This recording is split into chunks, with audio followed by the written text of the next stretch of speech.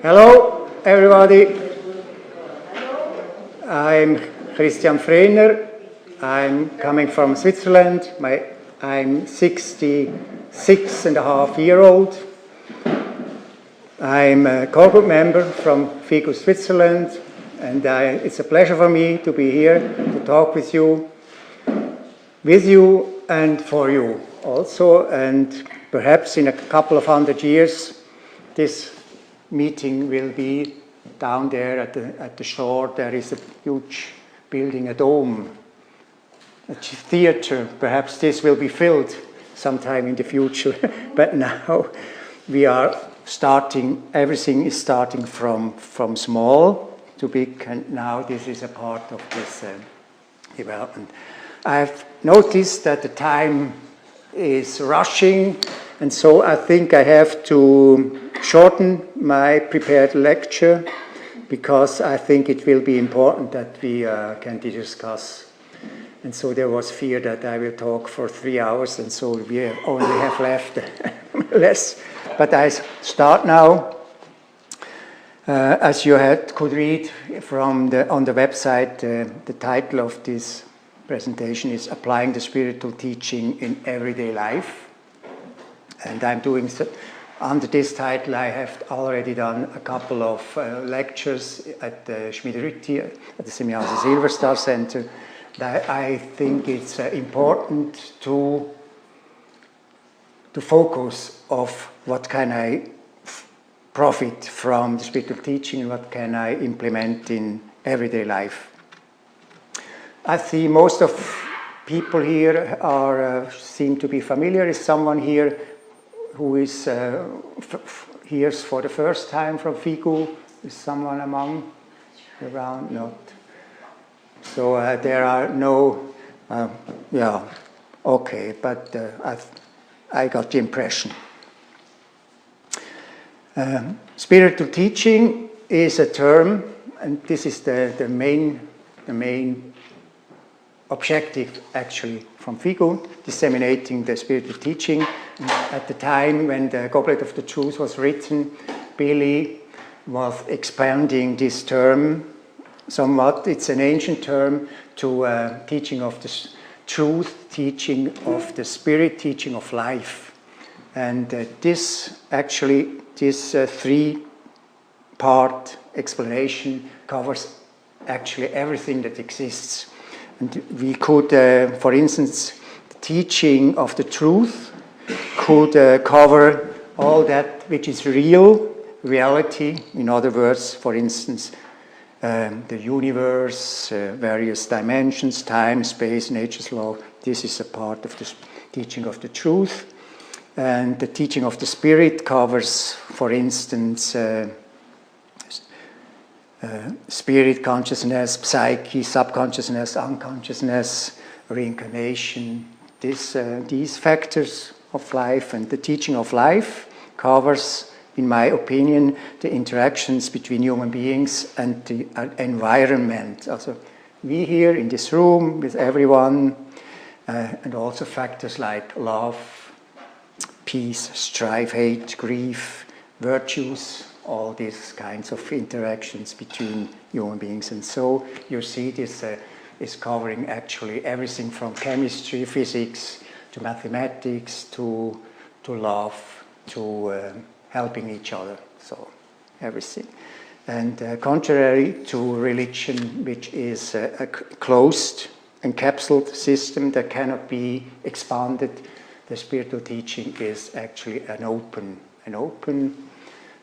system, a teaching that will never cease to be terminated or to be limited, because it covers everything that is an only reality, of course. The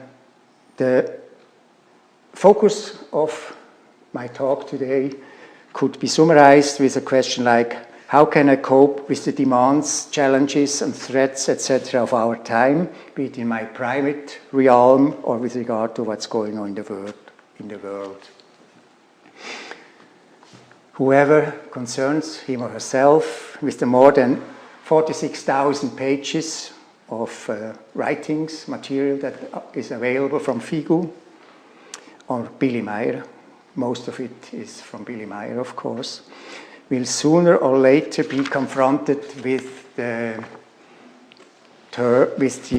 term or topic of prophecies and predictions. And I think most of you have already written, now you read about these prophecies and predictions.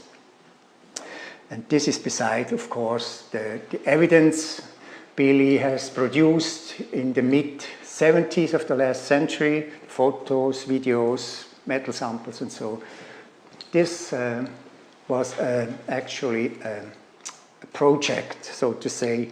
From the beginning, it was to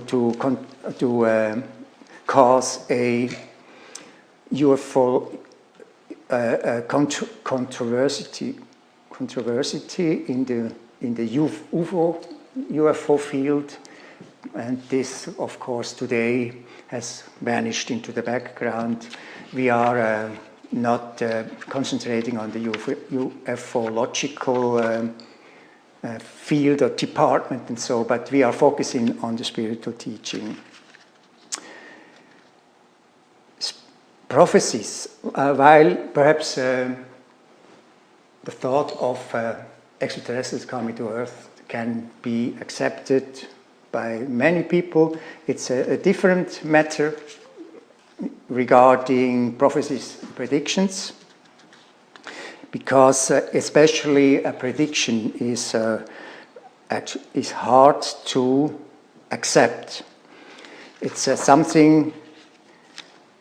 A prediction is an information that for 100% confirms the future, something that is happening in the future, and accepting the possibility that the prediction can exist requires also that time travel is accepted, and time travel involves also acceptance that there are extraterrestrials are coming here to visit us.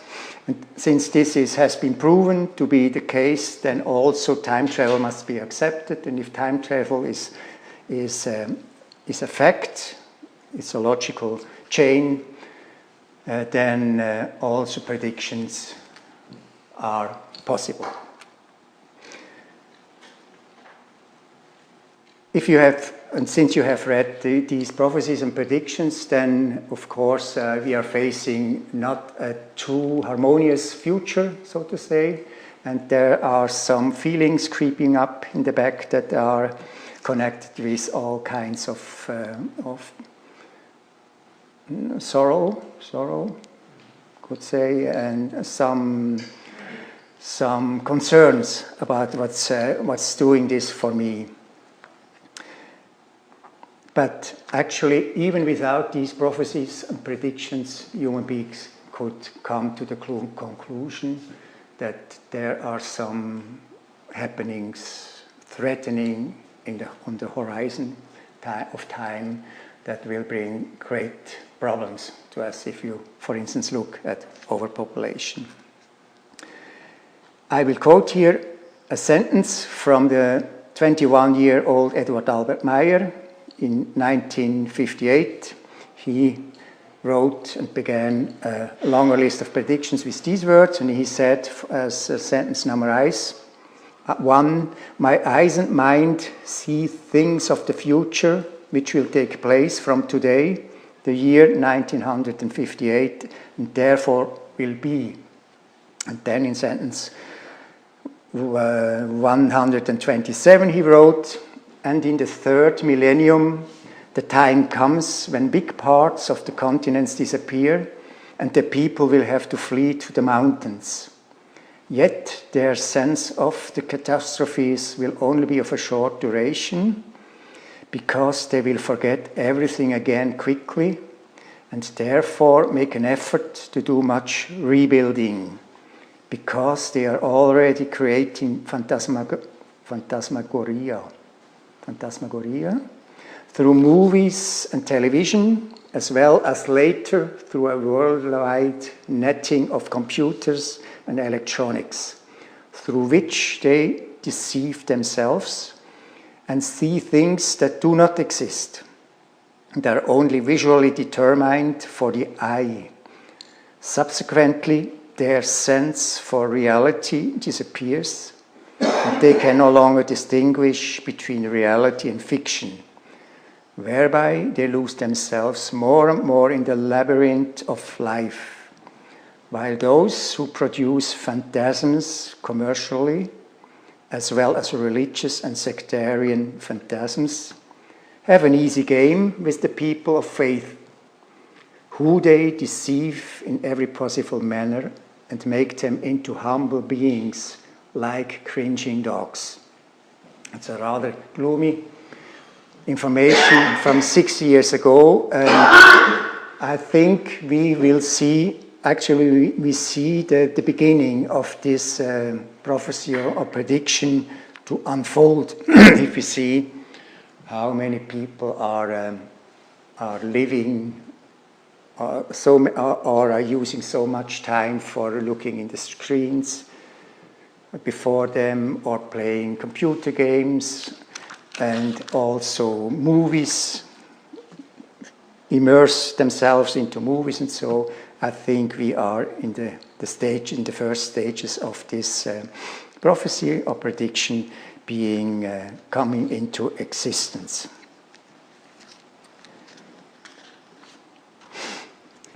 As we know, and what can be deduced by looking at the current situation on our planet, the prophecies and predictions which Billy repeatedly has sent to governments, newspapers, and radio and TV stations in many countries were not heeded.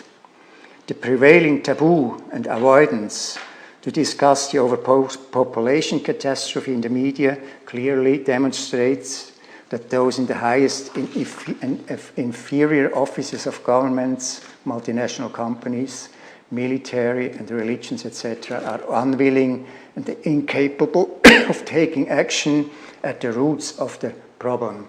In the next Figur-Zeitzeichen, that's a periodical that we are publishing 2 times a month, you can read that the Quetzal is talking exactly about this. And he says, he said at the end of July of this year, that there are really efforts by many organizations and so to prevent that the overpopulation issue is discussed in the media. They are really, because as you know, the multinational companies, they want to sell products. The more people, the more products they sell. And if this topic is discussed broadly in the public, you must also discuss the measures to be taken at the root, and then it becomes uneasy for these people, and it's easier to talk about the symptoms like the climate change, which is actually a climate destruction. It's not a climate change, it's a climate destruction, because over 75% of this climate change has been caused by humankind. And in light of this future, we have to ask ourselves, or you will asking yourself, what can we do, or what should we do, or rather, what can I do? Of course, we cannot get the attention of Mr. Trump or other governmental presidents and so, but we can do anyway something valuable for humankind's future fate. Because we people here have our free will, we have our thinking capacity, and it's up to us regarding our lives, whether we are holding our steering wheel, whether we are gearing up or press down the accelerator or brake pedal. So it's up to us.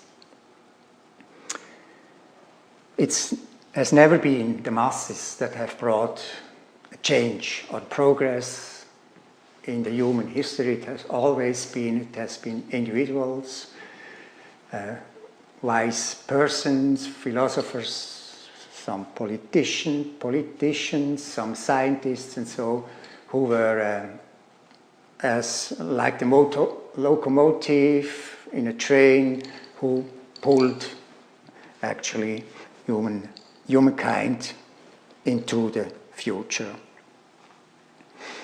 And therefore, the message is that actually it's individuals.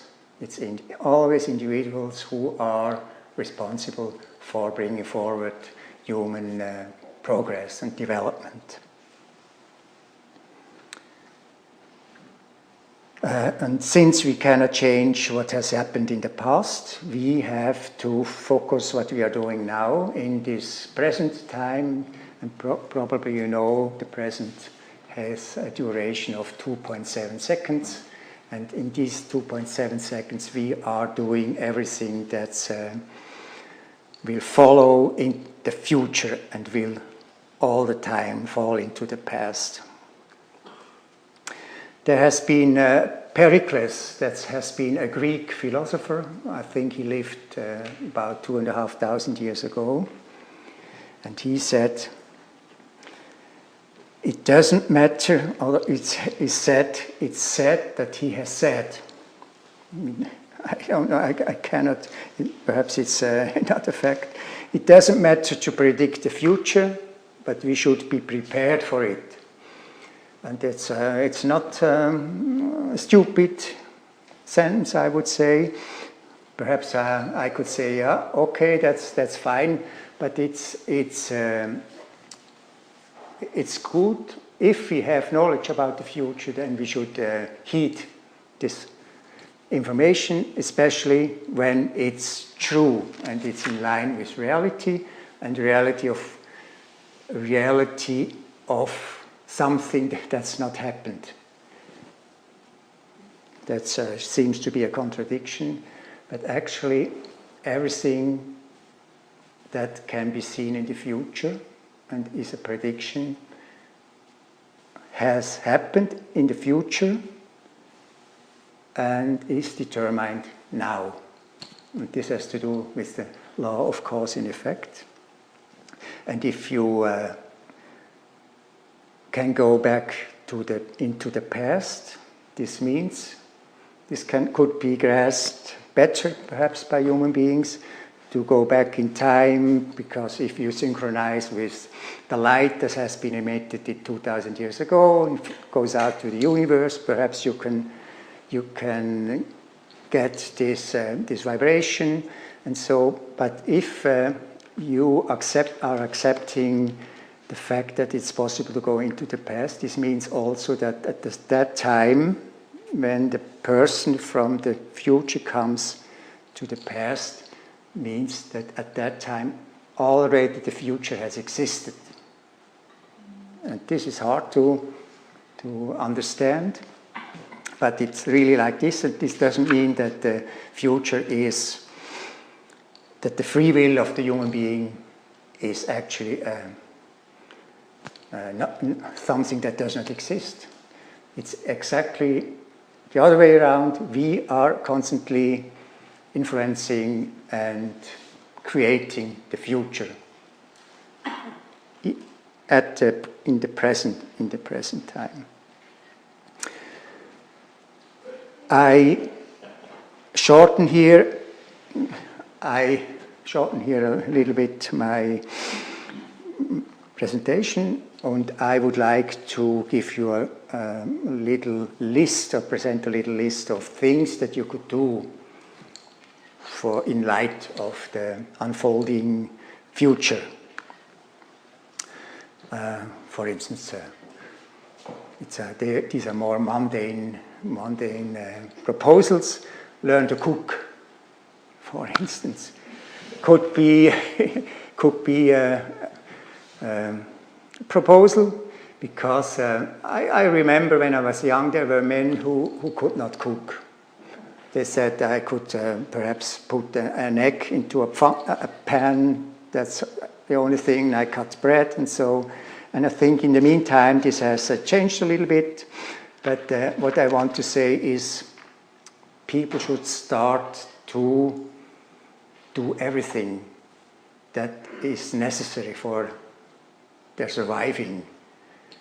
And if one learns to cook, you have to think about, what do I cook when I have no electricity, when I don't have my refrigerator, no frozen food, what will I do? Because there is a whole lot of consequences is hidden behind this, or storing up a certain amount of non-perishable food and water, household products. If you have no electricity in a mega city, in a city in general, depending on the country you live in, you will have problems as soon as one day you have no electricity to get food, so, and other things. So this should also be taken in mind. So generally, I think, that's my opinion, if it's possible to avoid living in a mega city, especially mega cities at the seashore, seashore, you should avoid to live there, because panic can be greater in great masses than in a small scale surrounding or location. And of course, avoiding living in places like San Francisco or Naples in Italy is something really to be considered. Living generally at the seashore or on steep slopes or on waterfronts is also intelligent to avoid living there, and generally avoiding to live in earthquake-prone regions. And there are still people living at the slopes of volcanoes, not non-sleeping non-dormant volcanoes, and then this is dangerous. And if you are able to buy a house or already own a house, then not all people can move away from where they live, but perhaps they can make their housing earthquake prone or more firm or so, and also perhaps better protected against hurricanes and the like.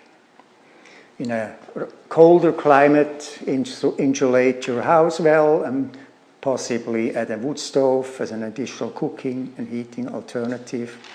And if your house is in danger regarding forest fires, don't have the trees just until your house. So it depends on the climate, on how dangerous everything is. Generally, make your life or base your life onto your own efforts. Don't plan to live on social welfare.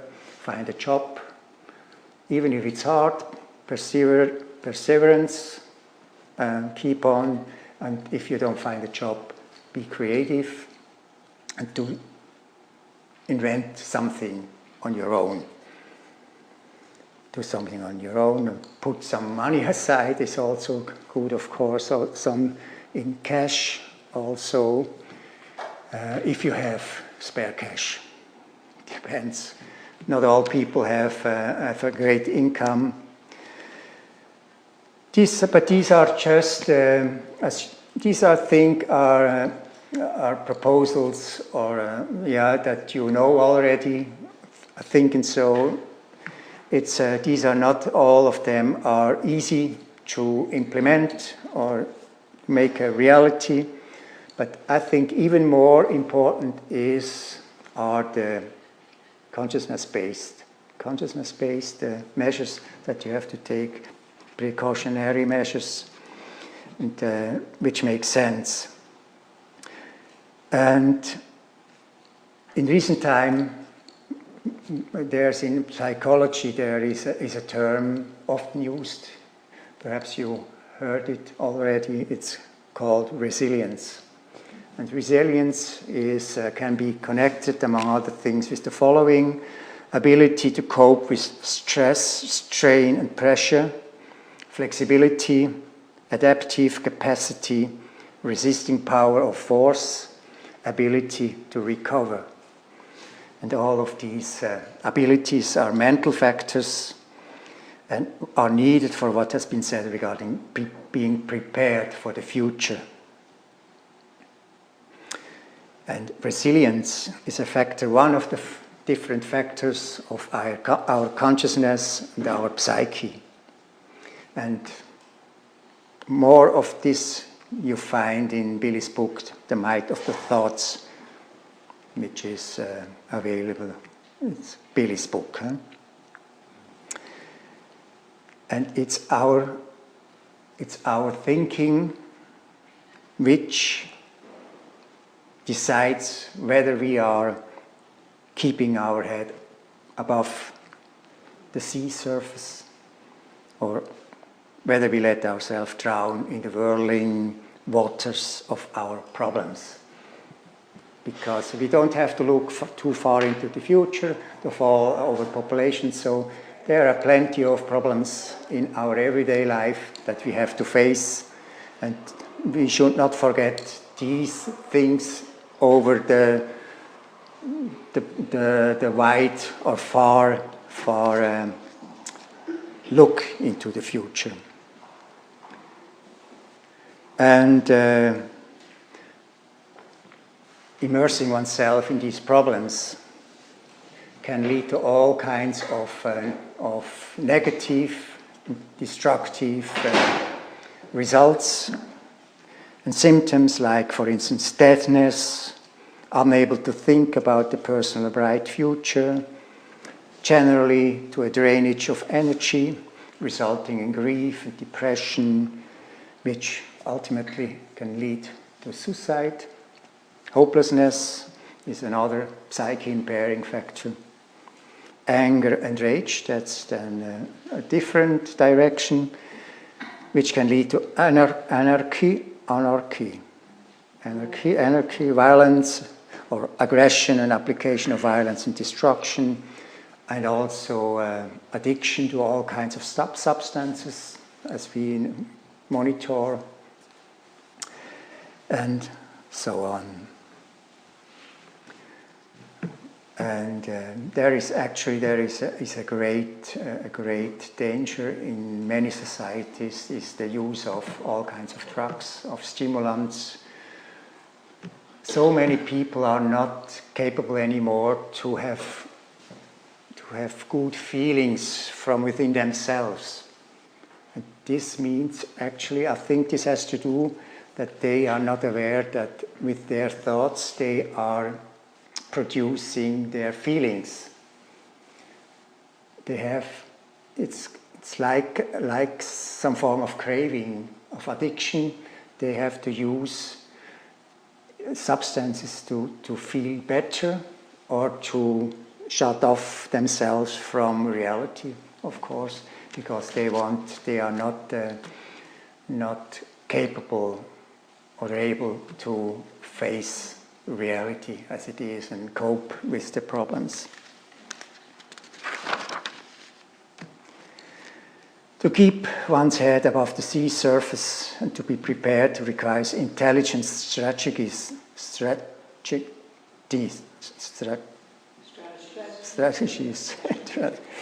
and to uncouple oneself from society and the environment is no lasting intelligent way to cope with the negative outside influences. Also, to be a hermit can function for a certain time, or to not read any newspapers anymore, just look out into the garden, stay at home, and so this may be good for calming down if you had stress and so, but as a long-term strategy. This is not sensible because one day there may be a surprise and coming from outside and you are not prepared.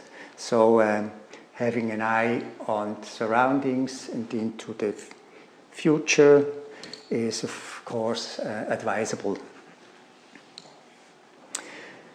And this is not easy today.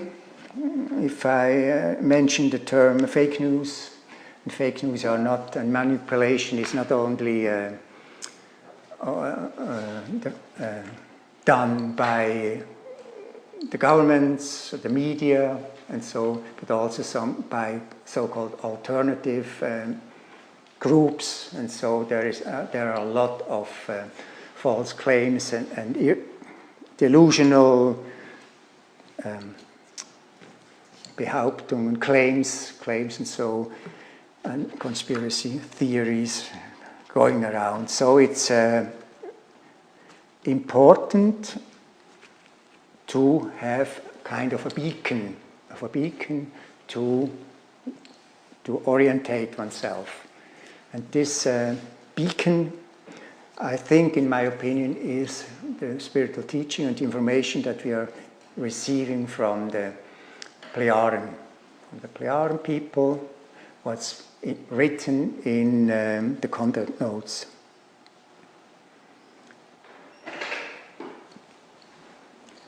And what we also should not forget to think about is that beside negative things and problems, there is also all the time there are good and positive things also.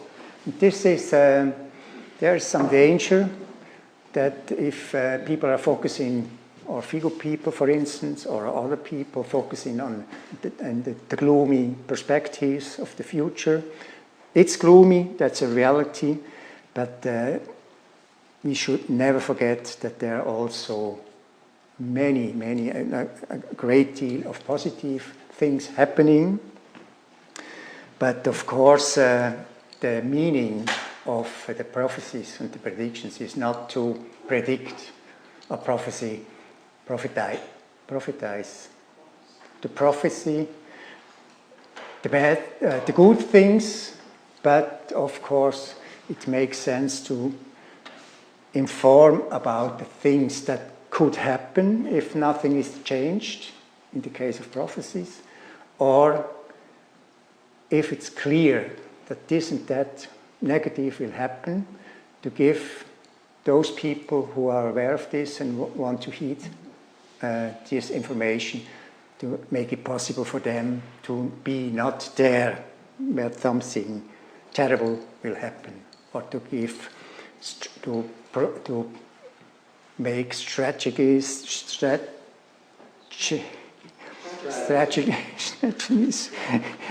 for avoiding certain happenings occurring in their life.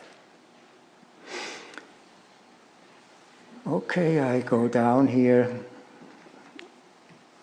But how do I said regarding our thoughts, creating our feelings, and from our feelings and thoughts together, the actions that are resulting, it's this way. How do we control our thoughts? And this is, of course, not something instantly. You cannot push a certain spot here in the shoulder, and then you are in control of your thoughts. It's not like this. It's not an easy thing. It's a long process, actually. And this process requires attentiveness, perseverance, as well as the will and the motivation. Without these factors, you will not, unless you are talented from the beginning, from birth, you will not have good results.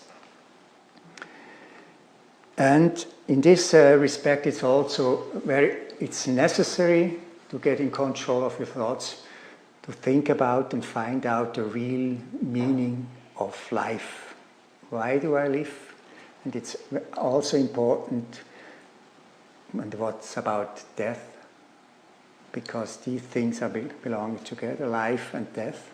And all too many, of course, if you're very religious, then it's clear. You come to heaven eternally, play harp there, and hope not to go to hell. So to prevent to go this, you do all kinds of funny things, and so that you hope you will not go down to eternal heat and so. But this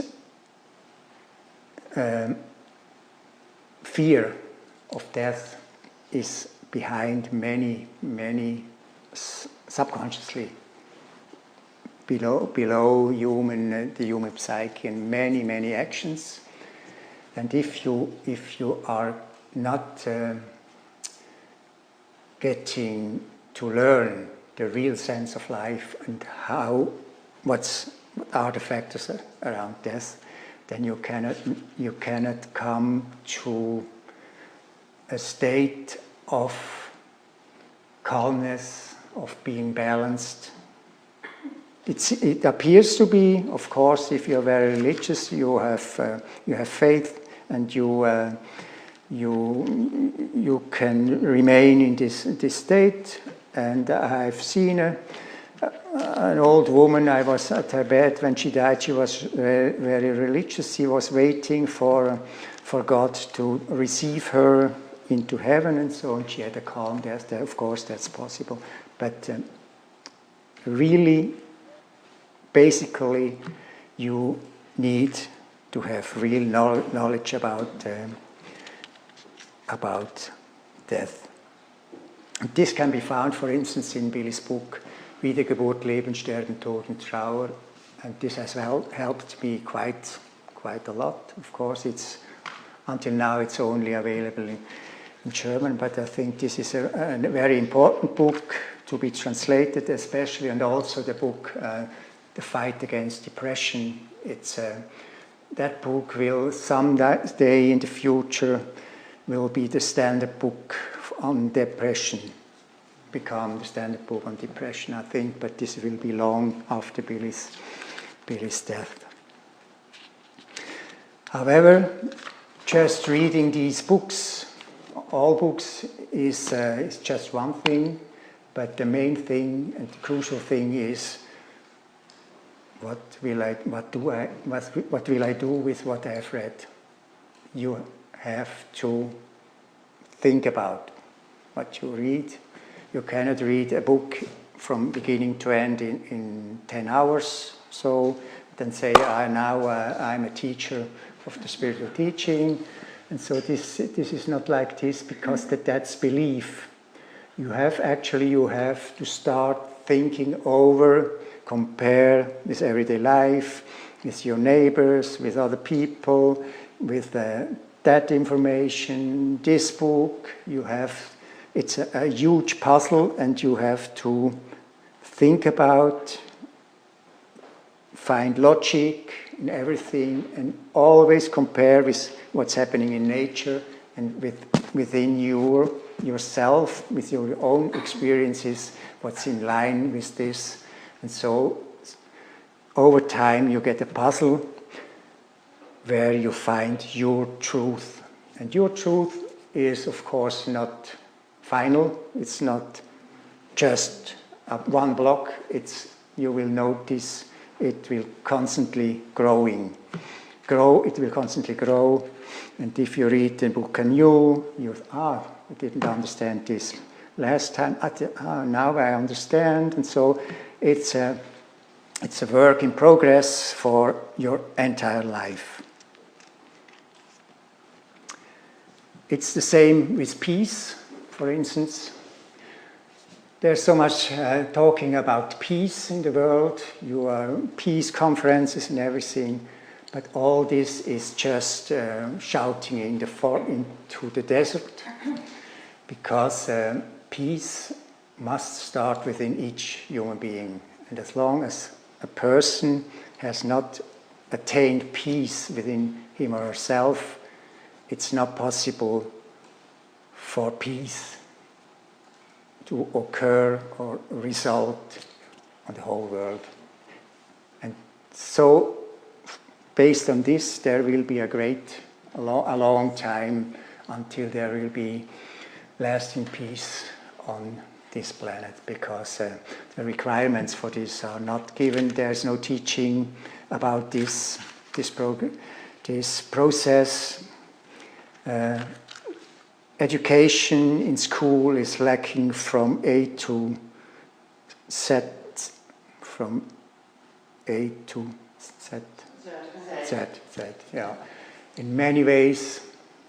And also education at home from the parents is is lacking quite substantial values that are not taught to the children, because it would be important that even the small children, that all of their questions would be answered from procreation to birth, living, dying, all this, the whole life. At young age, children should be actually informed, if they are asking, of course, not just the whole spiritual teaching put up on their brains at one time, but waiting until they have a question and then just answer this question. But this would also require that the parents are knowing the facts about this, and this is also something that needs quite a long time to come into reality. Hundreds of years, it needs hundreds of years. Here I have translated something from Billy. I leave this here.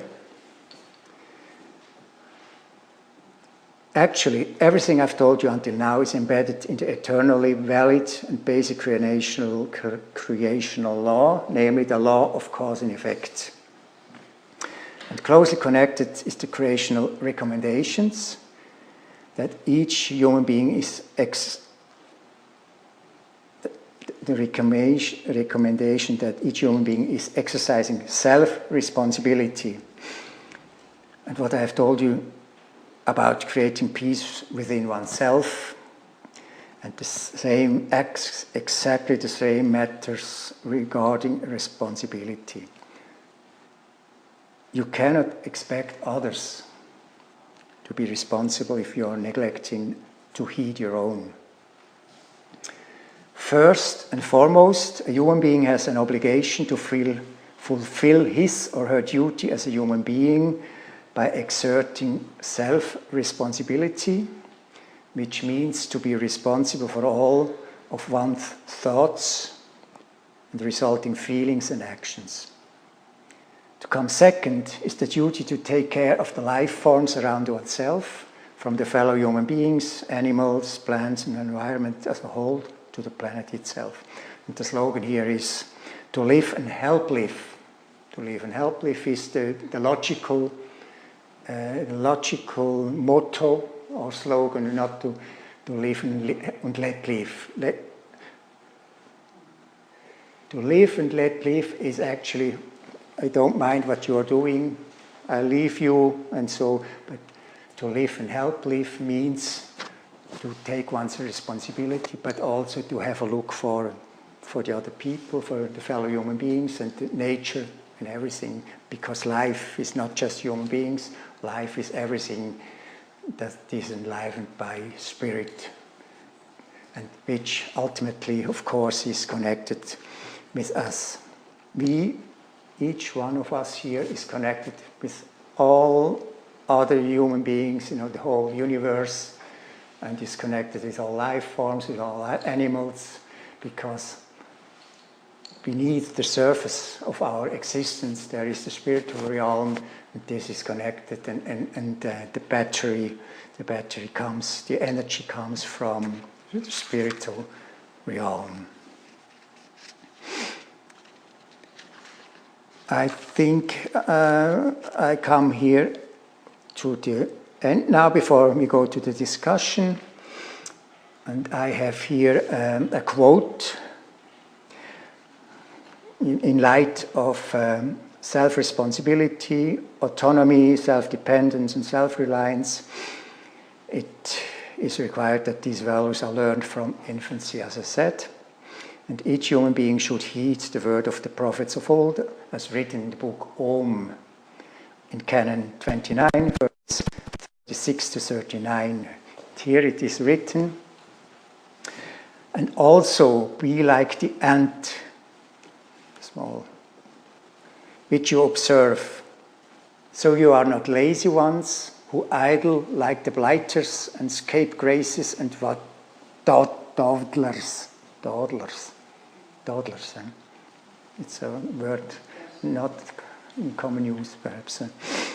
And like the ant, so the human beings shall also be diligent and industrious, therefore productive and progressing, and that they also are making provisions, and likewise that they create and earn their daily bread, and also during summer and autumn store their provisions, that they have food and drink in winter. But you, lazy ones, how long lay you in slothfulness and practices idleness without doing your work and bringing in your harvest? When will you arise from your rotting sleep? But if you want to, then sleep still a little, slumber a little, clasp your hands together, so you sleep and walk in idleness. But do not be surprised if poverty overtakes you like a fast runner and lack like an armed man. And yesterday evening, I was walking around here in Toronto, and I bought this book here, Lord of the Rings, and I close my presentation with what I read here. I wish it need not have happened in my time, said Frodo. So do I, said Gandalf, and so do all who live to see such times. But that is not for them to decide. All we have to decide is what to do with the time that is given us. Tolkien. So now we're open for discussion.